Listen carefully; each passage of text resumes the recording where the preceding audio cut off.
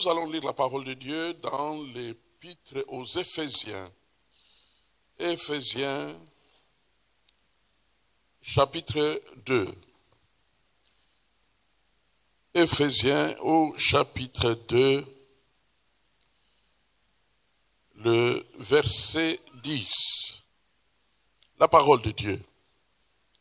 Car nous sommes son ouvrage, ayant été créés en Jésus-Christ pour de bonnes œuvres que Dieu a préparées d'avance afin que nous les pratiquions. Alors, de cette parole et d'autres que nous allons considérer, nous retenons comme sujet aujourd'hui, un sujet assez atypique. Quel est le but de notre vie? Quel est le but de notre vie? Pourquoi est-ce que je vis? Pourquoi vivons-nous?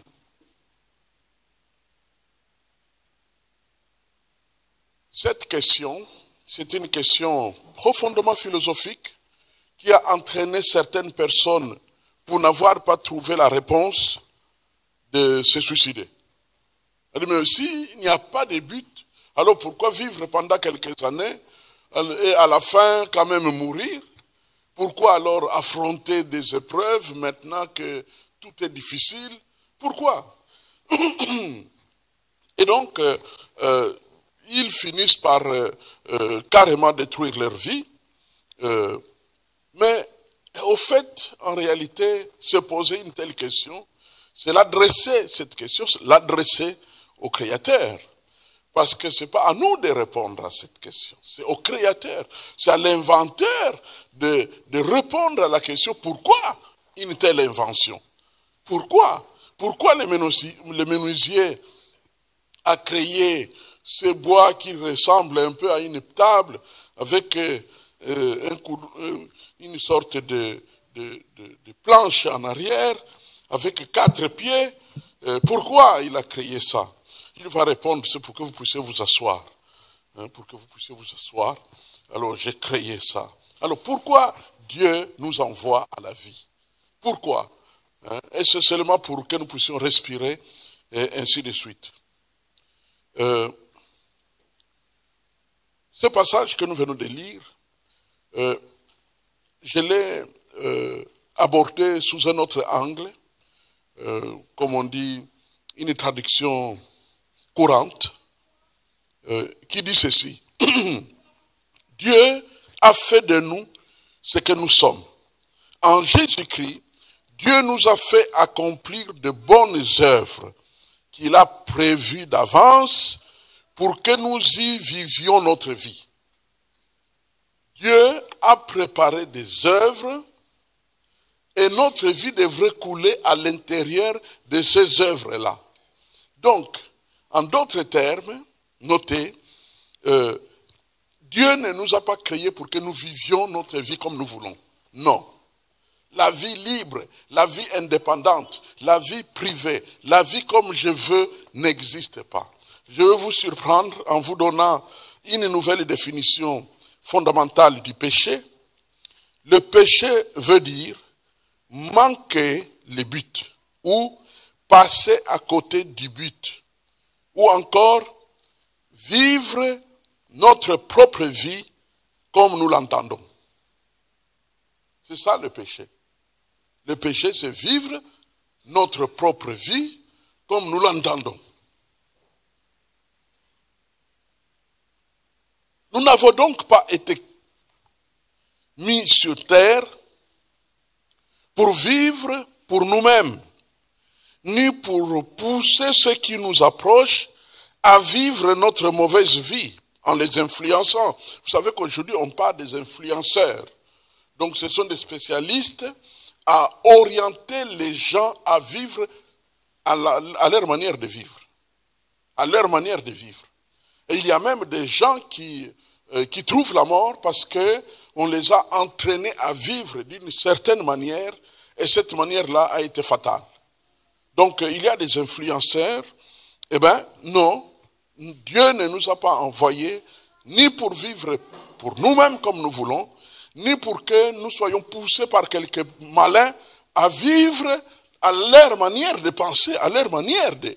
C'est la raison pour laquelle même les conseils peuvent devenir dangereux. Parce qu'on peut pousser les gens à vivre la vie que nous pensons que c'est bon pour eux. Alors qu'ils n'ont pas été créés pour ça. Ils n'ont pas été créés pour que nous leur disions comment vivre. Mais ils ont été créés pour qu'ils découvrent chez Dieu pourquoi ils vivent. Pourquoi ils vivent.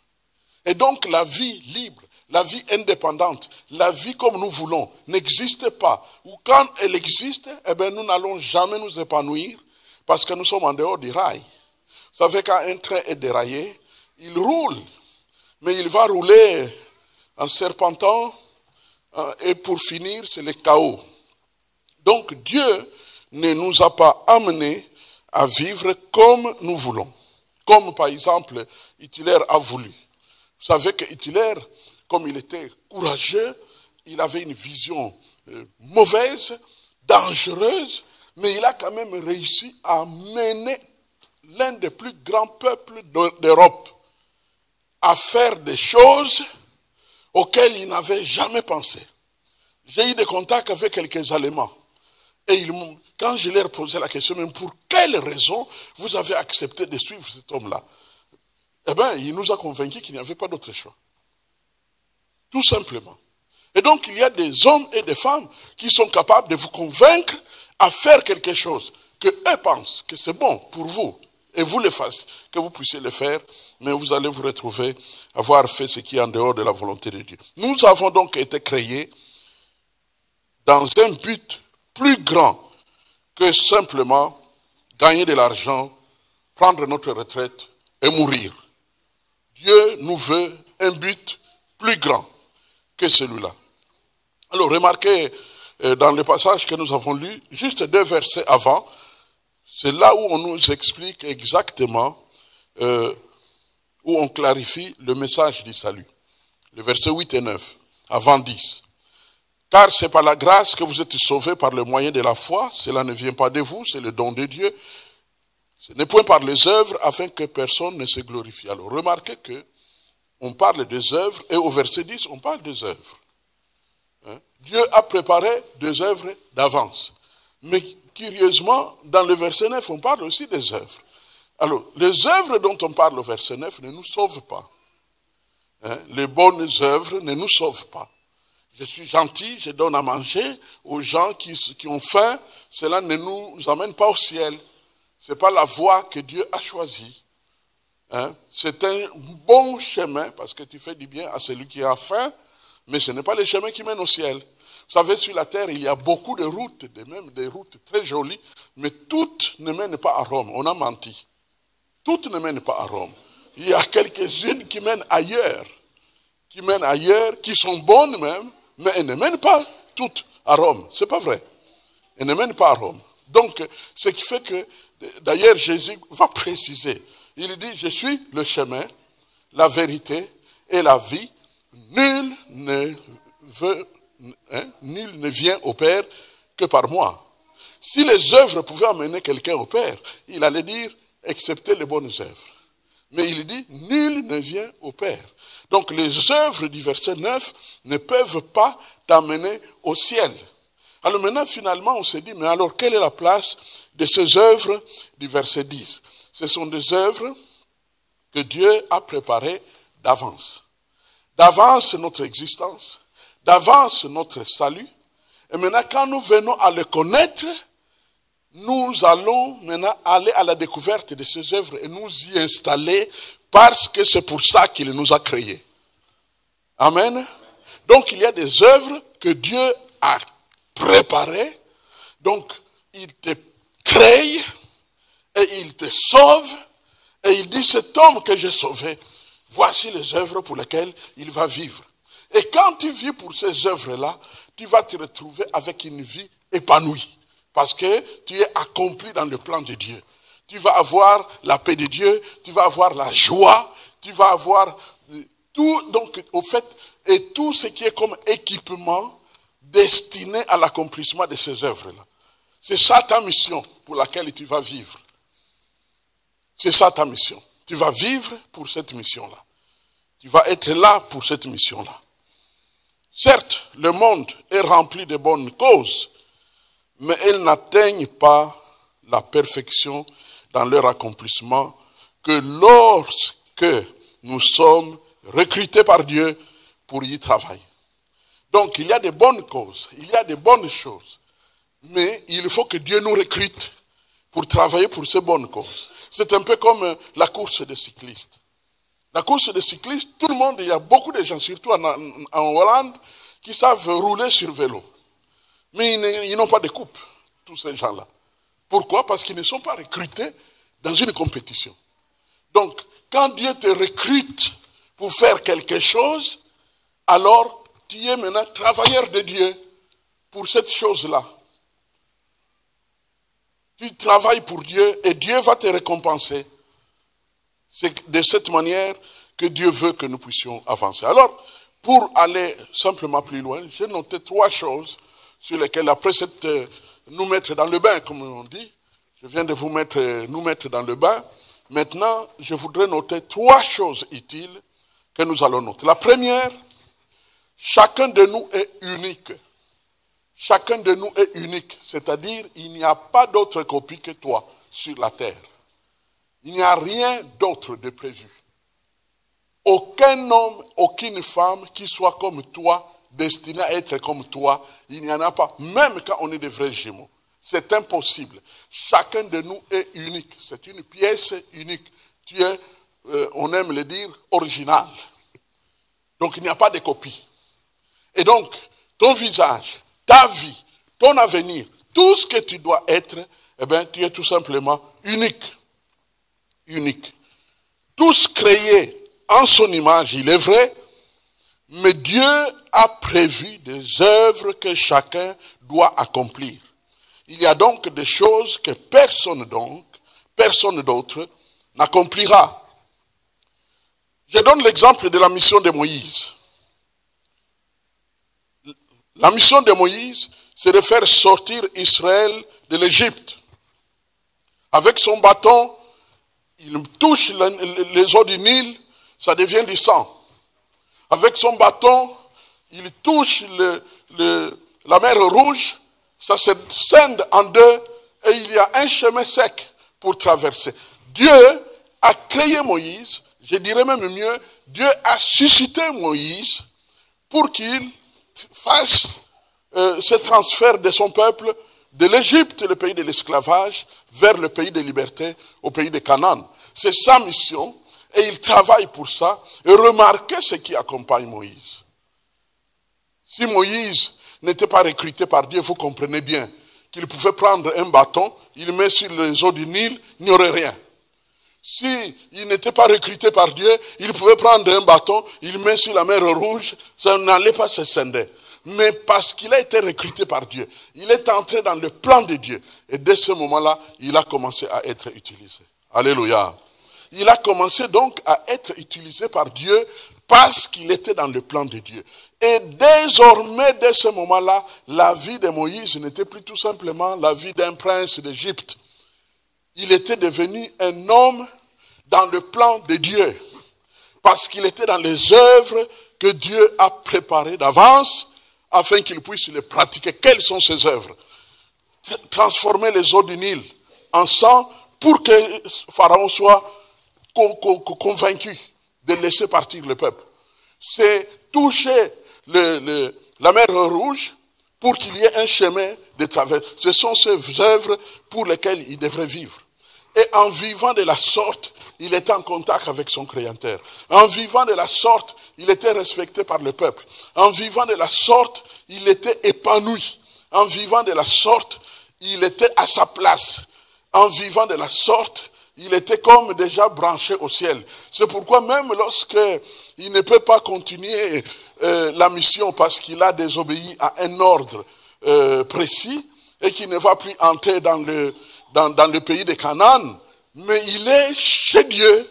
Il est chez Dieu parce qu'il est dans le plan de Dieu. Il est en train d'accomplir les œuvres de Dieu.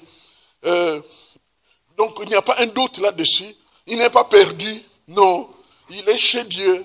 Même les fautes sont commises chez Dieu, au point que quand Jésus montera sur la montagne de la transfiguration, Moïse réapparaît 1500 ans après.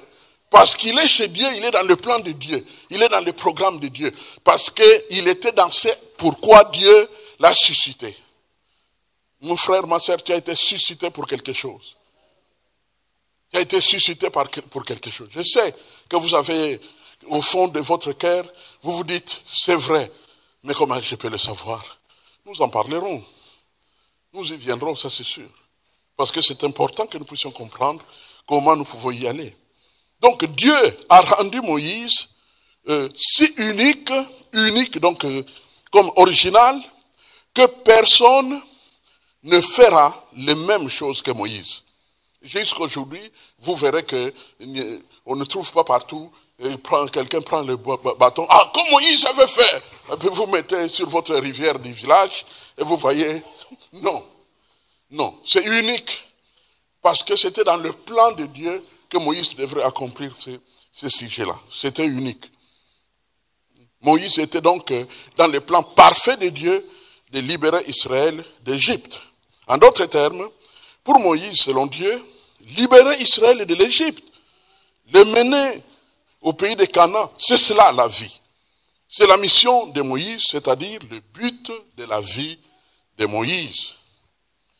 Sans cette entrée dans le plan de Dieu, même lorsque notre vie semble belle et notée, on n'expérimentera pas le plein épanouissement si nous ne vivons pas conformément aux intentions de Dieu pour notre vie, à notre égard. Nous ne serons pas vraiment épanouis. Nous allons simplement vivre comme tout le monde vit. C'est-à-dire, nous allons simplement vivre comme les païens vivent. Et c'est là le danger qu'il y a sur la terre, mes frères et sœurs, nous qui avons reçu Jésus-Christ, c'est que nous puissions nous retrouver dans une situation telle que notre vie n'est pas différente de la vie de ceux qui ne connaissent pas Dieu. Nous vivons exactement de la même manière. Nous sommes dans le métro boulot dodo, métro boulot dodo, métro boulot dodo, métro boulot dodo, les jours passent, les jours passent, les jours passent. Si on tombe malade, c'est tous qui tombent malades, et ainsi de suite. Il n'y a rien qui nous distingue des autres. Alors nous serons sauvés, mais comme au travers du feu. Nous ne serons pas accomplis dans le plan véritable de Dieu. Il y a beaucoup de choses que Dieu va manquer d'accomplir parce que nous ne sommes pas dans son plan.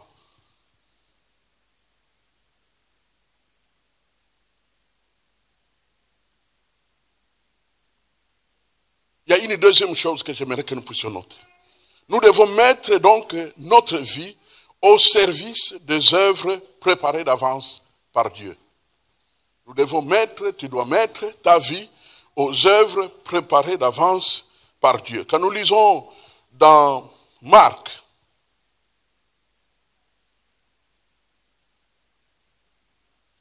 chapitre 8, le verset 35, l'Écriture nous dit, « Car celui qui voudra sauver sa vie la perdra. Mais celui qui perdra sa vie, à cause de moi et à cause de la bonne nouvelle, la sauvera. » Ce passage, souvent, n'attire pas beaucoup l'attention pour très bien le comprendre. Mais je vais le lire dans une version courante pour que nous puissions avoir une idée plus claire. Si vous insistez pour sauver votre vie, vous la perdrez. Seuls ceux qui gâchent leur vie pour moi et pour la bonne nouvelle sauront un jour ce que signifie vraiment vivre. Je répète, si vous insistez pour sauver votre vie, vous la perdrez. Seuls ceux qui gâchent leur vie pour moi et pour la bonne nouvelle sauront un jour ce que signifie vraiment vivre. Quand il dit gâcher votre vie, bien entendu, c'est une expression qui veut tout simplement dire que tu mets de côté ce que tu aurais voulu toi-même faire pour ne faire que ce que Dieu veut. C'est ça, cette idée-là de gâcher un peu ta vie. C'est comme si tu mets de côté toutes tes ambitions, tu mets de côté ce que tu aurais voulu faire. Je n'oublierai jamais que avant que je ne crois avoir été appelé par Dieu à le servir, j'avais des ambitions de médecine. Je voulais devenir un chirurgien. Et je réfléchissais de cette manière, même quand j'étais à l'école, je pensais vraiment, j'ai calculé, je me disais comment j'irais à la faculté de médecine pour devenir un chirurgien. Et puis finalement, un jour, une conviction absolue s'impose dans mon cœur, je dois servir Dieu toute ma vie durant.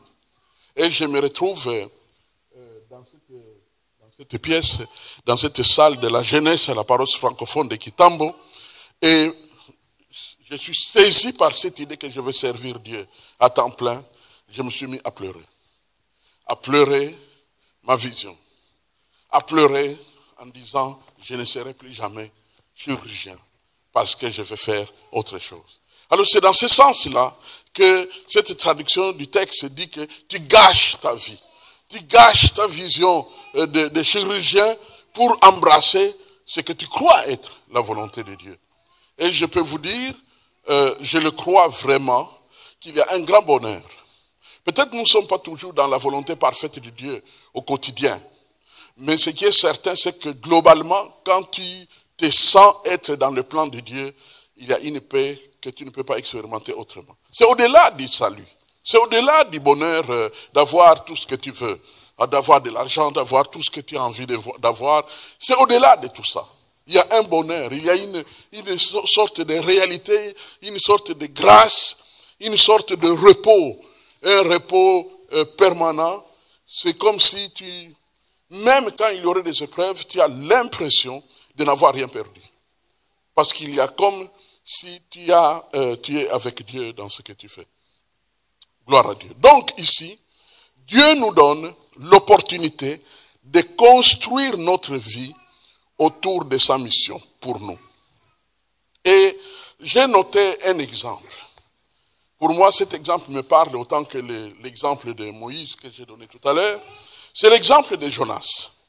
Souvenez-vous de Jonas. Dieu lui dit d'aller à Ninive. Jonathan, qu'est-ce que j'ai dit? Jonas refuse. Jonathan nous remplit les têtes parce que c'était... Non, Jonas refuse et il veut lui aller où? À Tarsis. Aujourd'hui, je vous révèle un peu de géographie. Donc, de là où il se trouvait, Ninive était, je note, à 880 km. De là où il se trouvait Jonas. Ninive était à 880 km. Mais à l'opposé, où était Tarsis, c'était à 4000 km. Donc, il refuse d'aller à 880 km où on lui demande d'aller, et il veut aller à 4000 km. Aujourd'hui, avec les avions, on peut se débrouiller. Mais pas à cette époque-là, où tu devrais voyager dans un bateau qui avance, je ne sais pas combien de nœuds par minute, combien de nœuds par heure. Donc, ce qui fait que... Et tout ça, imprévu. Totalement imprévu. En d'autres termes, il n'avait même pas un sac de pain ou quelque chose, ou comment il allait vivre. Donc, bref, il était destiné à devenir un SDF, sans domicile fixe, sans rien pour manger. Il était prêt à aller risquer sa vie, ruiner sa vie, à 4000 km loin de la volonté de Dieu. Vous comprenez bien que, au fait, chaque fois que Dieu nous demande d'entrer dans son plan, il a raison. C'est le meilleur choix. C'est la meilleure direction. C'est le meilleur avenir. Et ça, c'est vraiment important de comprendre cela. Parce que cela pourrait entraîner pratiquement des conséquences si nous n'allons pas dans le plan de Dieu. Et comme il a pris donc cette mauvaise direction, Dieu va envoyer un vent violent qui va souffler sur les bateaux. La question est pourquoi il a fait? Pourquoi Dieu envoie les vents violents? La réponse est très claire. Par amour. D'abord par amour pour Jonas. Parce que Jonas va périr si je le laisse aller aux 4000 km, il va détruire sa vie là-bas. Il ne reviendra plus jamais, c'est fini pour lui. C'est la fin de la mission, c'est la fin même de sa vie de foi. C'est vraiment, c'est la fin de sa foi en Dieu. C'est vraiment la fin. Alors Dieu, par amour pour lui, il envoie les vents pour bloquer les bateaux, pour que les bateaux n'aillent pas en Tarsis. Mais il y a une deuxième raison. C'est par amour pour les Ninivites. Parce que comme vous le savez, Dieu l'envoie à Ninive pour empêcher la destruction du peuple de Ninive. Ninive, à cette époque-là, c'était la plus grande ville du monde. C'était la ville, la capitale du royaume d'Assyrie. Donc c'était une grande ville, un peu comme New York aujourd'hui. C'est un peu comme parmi les grandes, Paris. Et Dieu a décidé de détruire Paris. Et la seule personne pour sauver Paris, c'est Jonas. Et maintenant, Jonas ne veut pas y aller. Donc, le jugement de Dieu va tomber sur Paris. Par amour pour Paris, Dieu envoie un vent sur les bateaux pour les stopper afin que Jonas obéisse à sa mission. Mais une troisième raison, c'est parce que Dieu aime les gens qui étaient à l'intérieur du bateau. Il aime ces gens-là. Et il veut les sauver. Donc, même, comme on dit, même quand on passe par un mal, Dieu peut transformer ça en bien. Si vous prenez votre temps à lire tout ce que vous pouvez trouver dans Jonas chapitre 1 et suivant, vous découvrirez que lorsque, par exemple, le verset 15 et 16, pour faire vite, Jonas, lisons-le, c'est bon. Jonas, chapitre 1,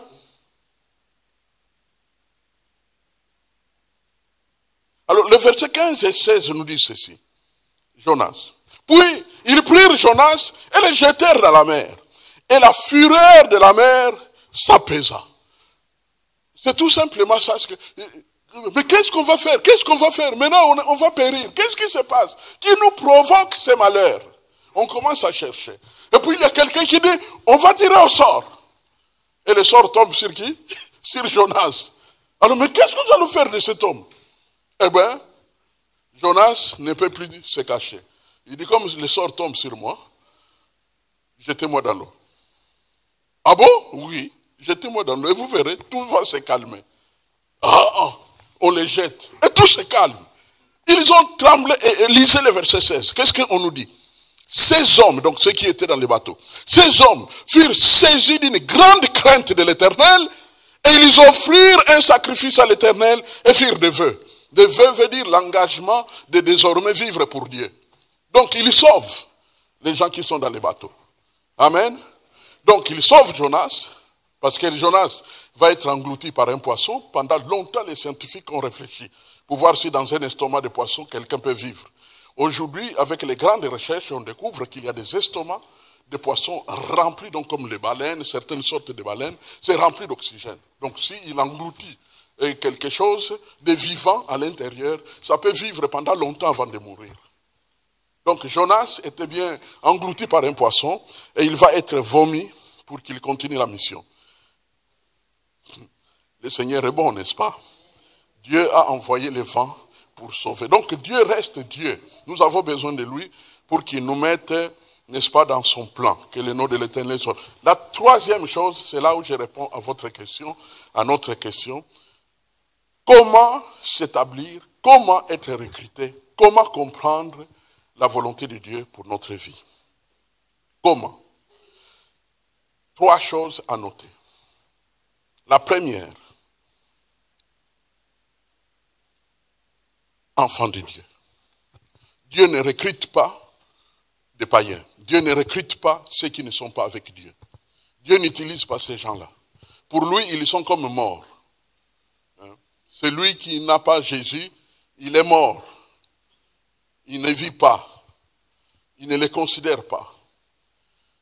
Donc, ce qui fait qu'il faut se donner à Dieu. Nous l'avons lu, versets 8 et 9 d'Éphésiens chapitre 2. C'est par grâce que nous sommes sauvés par les moyens de la foi.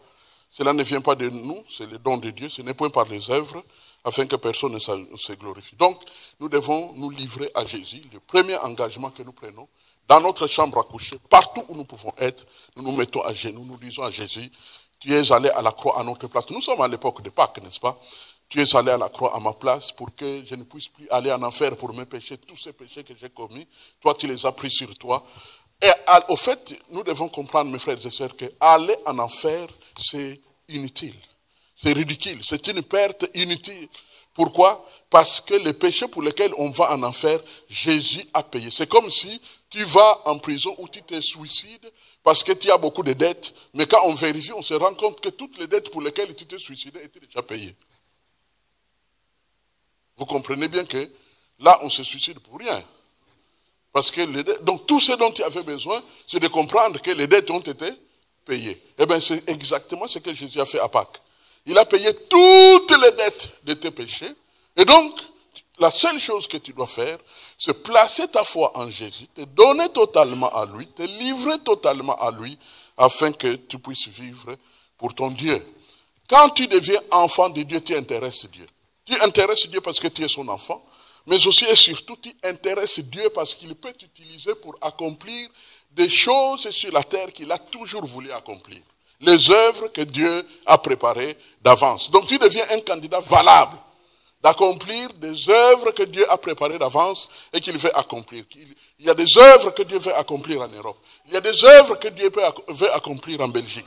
Il y a des œuvres que Dieu veut accomplir au Congo. Il y a des œuvres que Dieu veut accomplir partout, dans toutes les familles de la terre. Il y a des œuvres, mais il cherche des outils. Il cherche des collaborateurs. Il cherche des Moïse, des Jonas. Il cherche des gens qu'il puisse utiliser. Et quand tu deviens enfant de Dieu, il peut t'utiliser.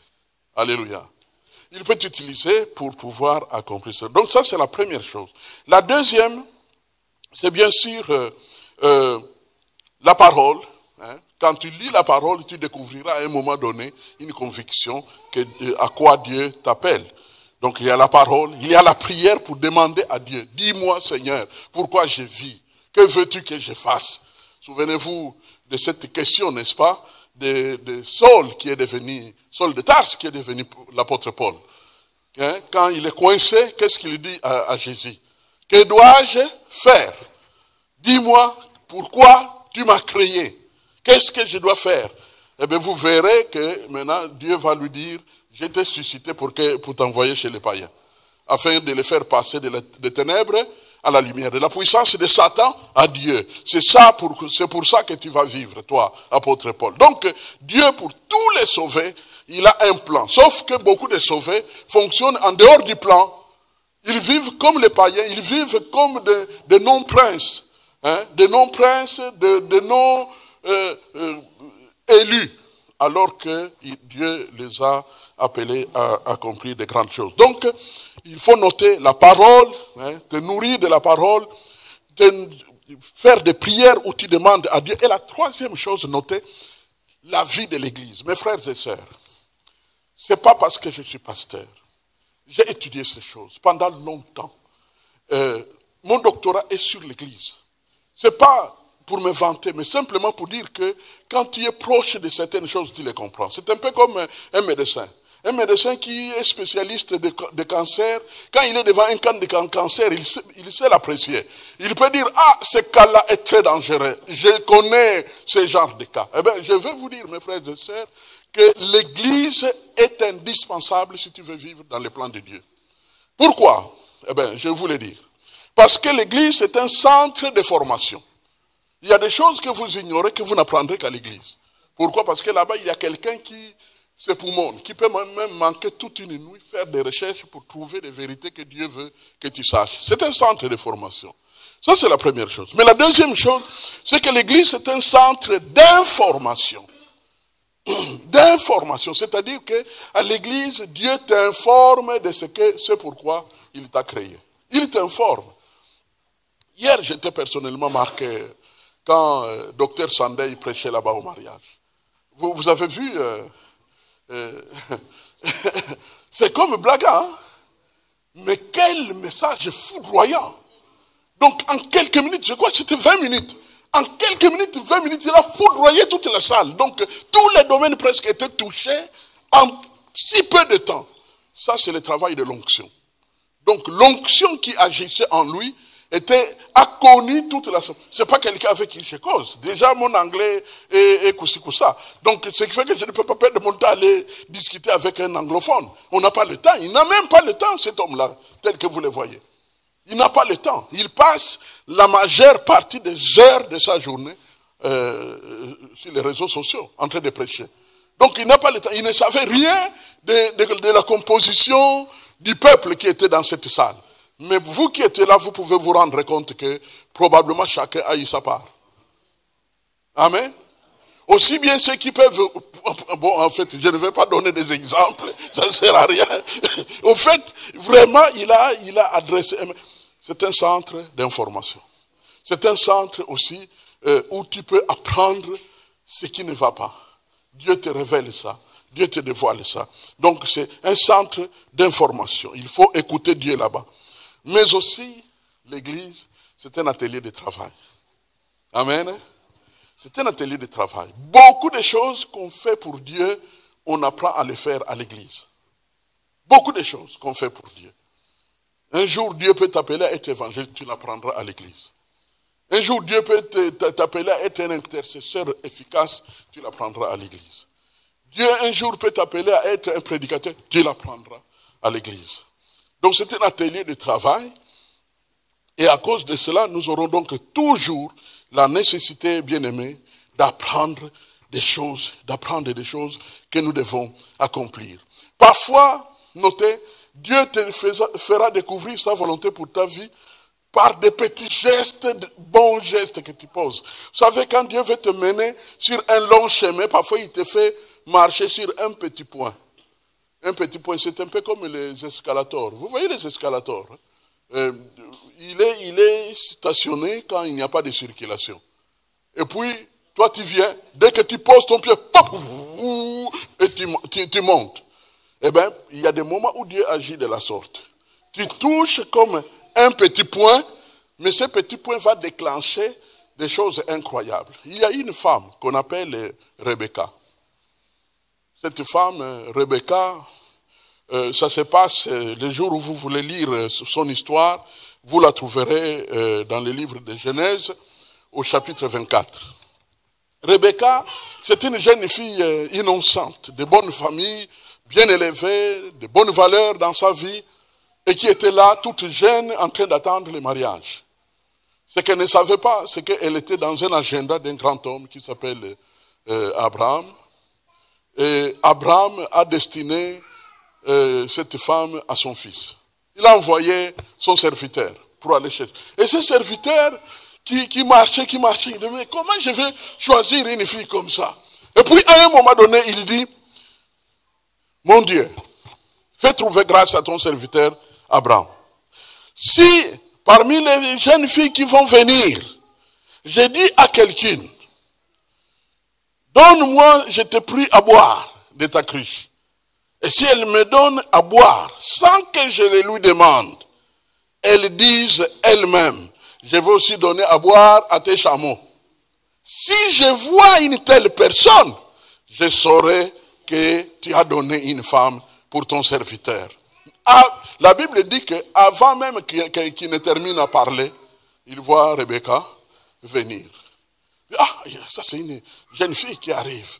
Et puis il la laisse passer, elle puise son eau, elle soulève sa cruche, elle veut partir. S'il te plaît, jeune fille, peux-tu pencher un peu ta cruche pour que je puisse boire un peu? Oh, oui, bien sûr. Bois. Et puis, quand elle a fini, elle dit, je vais aussi faire boire à tes chameaux, parce que je vois que tes chameaux languissent, ils ont soif. Je vais aussi les faire boire. Il a tremblé. Il a compris que l'Éternel venait d'accomplir de grandes choses. Bien aimé, parfois c'est dans des petits gestes. Dans des petits gestes que tu poses. On parle de qui peut faire ceci. Il y a beaucoup qui sont concernés. Mais toi tu dis, moi. Vous savez, bien aimé, je pouvais donner plusieurs exemples. Et chacun de vous pouvait même en donner. Le simple fait de nettoyer le temple, en y réfléchissant encore, la paroisse francophone de Kitambo, que je fréquentais, et que je m'étais rendu disponible pour nettoyer le temple. Ce travail va me faire posséder la clé du temple. Et conséquence, je commencerai à venir là-bas pour prier. Et un jour, pendant que je suis au temple, pas pour nettoyer, mais pour prier, eh bien, quelqu'un frappe à la porte. Qui frappe à la porte? Le pasteur de l'église lui-même, il n'avait pas sa copie, sa clé dans la poche. J'ouvre la porte. Oh, tu es là. Tu sais, Dieu voit ta vie. Et je peux te dire que tu es intéressant pour certaines choses. Est-ce que demain tu peux venir au Campus pour Christ?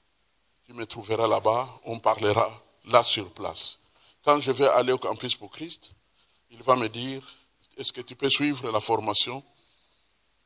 Je suis la formation, tu es engagé, tu es installé. Vous savez, à cette époque-là, lorsque tu te retrouves avec 700 $ par mois, quand le 1 $, c'était, qu'est-ce que je dis, 700 zaïrs par mois, et un zaïr c'était 2 $ à l'époque, vous comprenez que du jour au lendemain, à Kinshasa, tu es engagé pour gagner 1400 zaïrs, et 1400 $,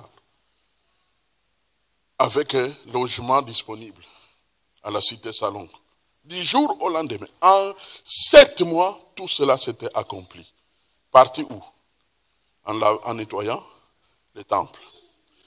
Dieu peut faire de grandes choses. C'est pourquoi être toujours disponible. Ne sois pas plein de toi, sois plein de Dieu. Sois attentif, sois ouvert, sois prêt à te dire, Dieu peut m'utiliser dans ceci, Dieu peut m'utiliser en cela. Au fait, oublie ta volonté, mon frère, ma soeur. Détruis ta vie pour Jésus. Mets ça, tes ambitions, mets ça de côté et sois avec Jésus totalement. D'autant plus que l'éternité, mon frère, ma soeur, est dans la main de qui? De Jésus. Donc, te donner totalement à Jésus, ça fait partie de ton avenir, de ton éternité, de la grâce de Dieu pour toi. C'est la raison pour laquelle, quand nous nous retrouvons dans un endroit comme celui-ci, nous sommes au bon endroit. Pourvu que nous soyons, pourquoi pas, réguliers. Parce que l'Église, c'est un centre de formation, c'est un centre d'information, mais c'est aussi un atelier pour s'exercer au travail et des endroits où nous pouvons toucher même des plus petites choses et nous rendre utiles. Comme nous venons de le voir, bien aimés, Dieu a une vision unique pour chacun de nous. Nous ne ressemblons à personne d'autre. Nous sommes l'original de la part de Dieu. Et deuxièmement, nous devons mettre notre vie au service de Jésus. Et nous serons plus que puissamment utilisés comme Jonas. Et enfin, Dieu veut bien nous révéler pourquoi il nous a créés, pourvu que nous puissions être dans sa parole, dans la prière et dans l'église. Alléluia. Prions le Seigneur. Seigneur notre Dieu, merci pour ta parole que tu as envoyée à ton peuple aujourd'hui. Et je te prie que par ta grâce et dans ta puissance, que tu touches nos vies, tu nous pousses à l'action, tu nous pousses à l'engagement et que vraiment ta volonté soit accomplie dans notre existence. Gloire et louange à toi, au nom puissant de Jésus. Amen. Alléluia. Le Seigneur est bon. Gloire à Dieu. Tout à